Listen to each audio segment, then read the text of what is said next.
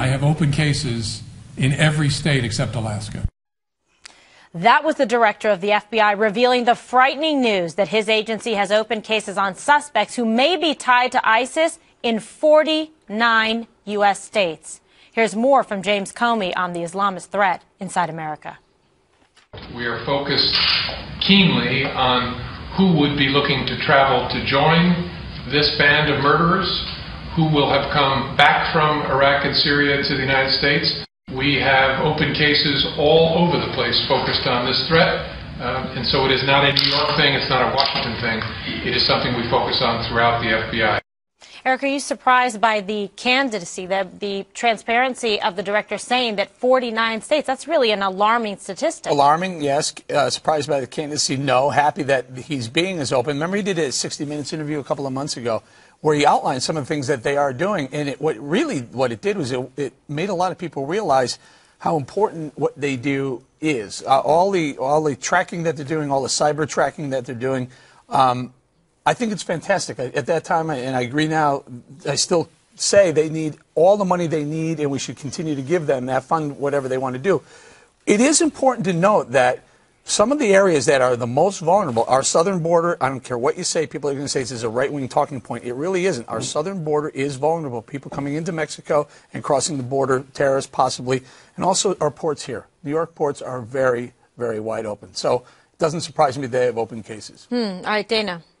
Well, in the page 3 of the Wall Street Journal today, there's an article. If you believe that, then I think that, and I think most people would agree with what you said, then we have to tell Congress that we want them to reauthorize the Patriot Act. The FBI today, the other story is on page 3, Wall Street Journal, is saying that they are very concerned that a portion of the Patriot Act, which is the 215 letters, which you'll know about, Kimberly, this is the controversy that erupted after the questions about surveillance. And this is why this is a topic now and why it's becoming a heated one in Congress, except for I hope that what Comey is doing is trying to be as transparent as possible about the problem so that he can say, please don't take away one of the tools. All this tool does that they're talking about is, for example, let's say at a diner, they know somebody used a credit card and they go to that diner and say, we need the record.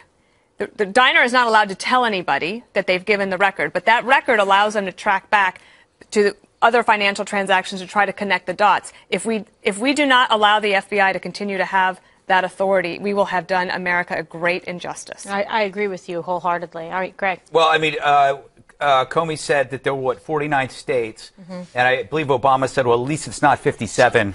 So that's the high point about it. This isn't the only issue that we're facing, though, not these Western terrorists. Though the Western terrorists are often the most competent ones. They're the ones that have pulled off most of the grisliest crimes. The Western-trained ones are the ones that come from the West. But it's the media, government, academic complex that focuses on certain kinds of hate which are directed against the chosen, aggrieved group in America. So they happily ignore real hate, the kind of hate that results in death. For example, Islamists hate us, they bomb us. However, we are told, as Americans, to mind our pronouns, to watch our language, for fear of creating some sort of Islamophobic atmosphere, which is obviously absurd. We have a fifth column right now that is protecting evil under the accusation of Islamophobia.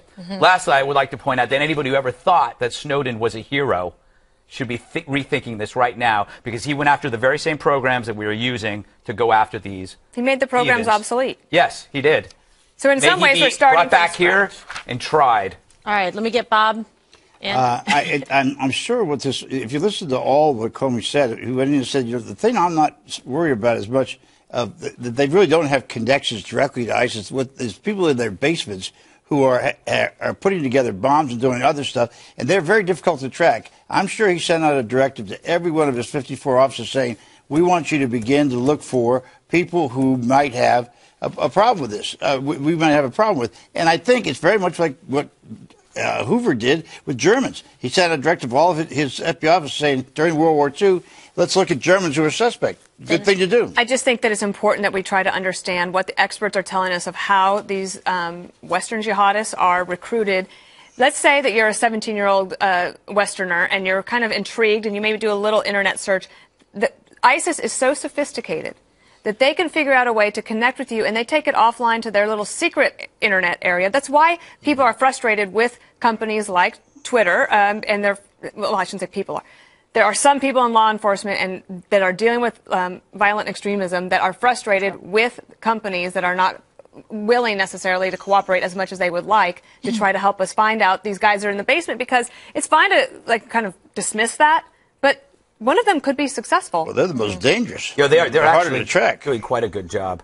And don't knock down people who happen to work in basements. All right, well, let's talk about this. Let's talk about what's happening right now in the world. We have a country of Jordan that is rallying around their king, that is showing leadership and is decisive and is waging this war against ISIS. Very determined in his focus and strong in his rhetoric. These are some comments from our president of the United States, our commander-in-chief, at a prayer breakfast today.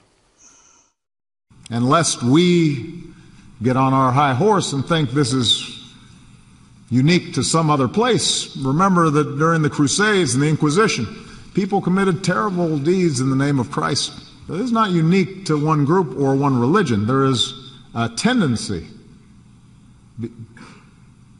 in us, a sinful tendency that can pervert and distort our faith. Was that a part of the apology tour on behalf of ISIS, sold out in all states? Yeah. President Obama is absolutely right. However, he's talking about the 1100s. That's his defense. He had to find an example from 1,000 years ago. A guy was set on fire 2 days ago, and our president says, well, you know, we did bad things 1,000 years ago. He needs to leave the White House and go back to a sit-in, because that is pure grad school activist lunacy, relativistic BS. It's absolutely embarrassing. Meanwhile, we have the real Air Jordan fighting flying sorties. It makes him look so small. Well, you know, the problem was, I mean, historically, we say it's the worst time in the world to say it. I mean, yes, that's what it is. The timing of this is unbelievable. The other thing is, I want to take something back here to my friend Eric. I noticed that Jordanians flew over 100 sorties in the first day out. And found targets, apparently. I hope they were targets. So I probably underestimated the number of targets there were for us to hit. So we're going to get Shep in the next block. Yeah. So, you know, sometimes President Obama will say something and it kind of percolates a little bit and you wait. And all of a sudden, a couple of days later, everyone kind of realizes what he said.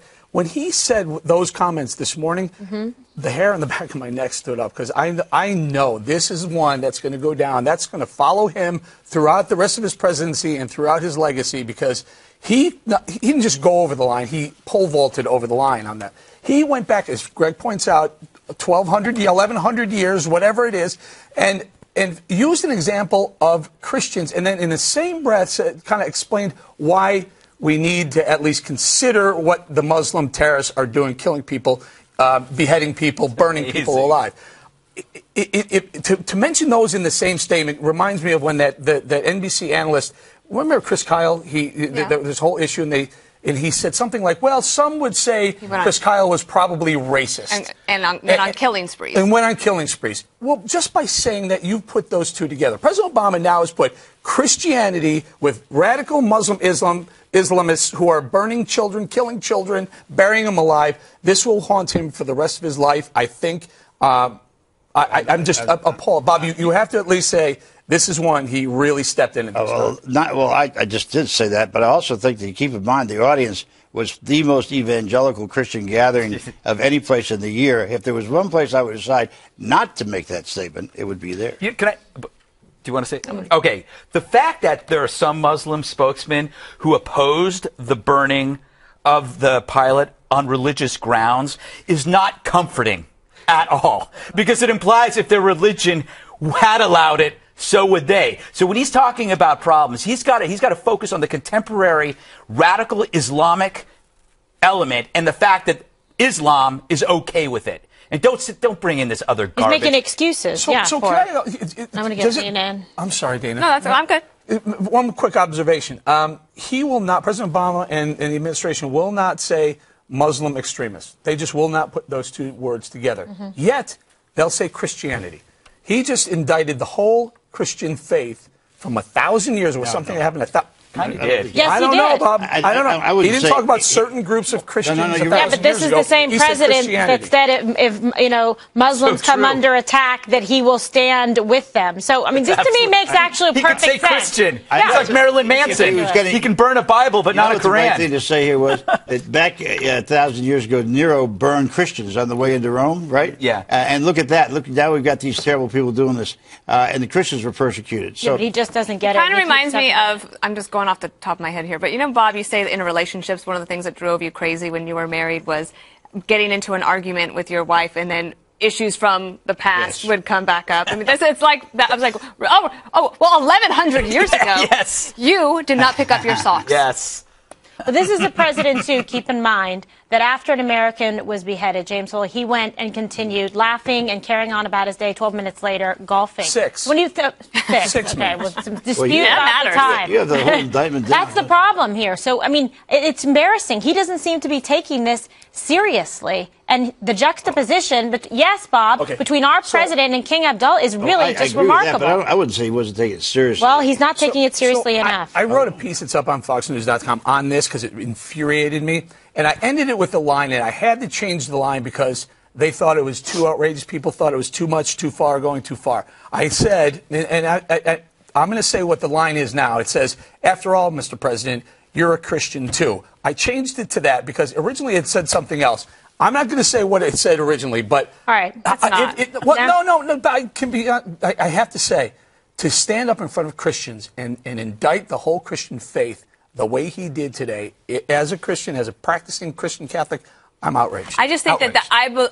I'm not defending his words because I disagreed with them, and I thought it was the wrong time, and if he wanted to be philosophical and give us his worldview, but I do think that he was not trying to indict all of Christianity. I think he was trying to be a history professor. Right. This is what he does. This is how he. you know this is how what? he tries to explain to us and to reason with us as if we were in the classroom. Well, great. Now we've got stuck with a community organizer / wannabe professor. Where's the commander in chief? Anyone else want to apply? I mean, He's this is flying about- sorties in Iraq right now. Should he stay away from this breakfast? This has not been very good for him over the years, has it? Oh, it's done. It's the most important meal of the day, though, Eric. All right.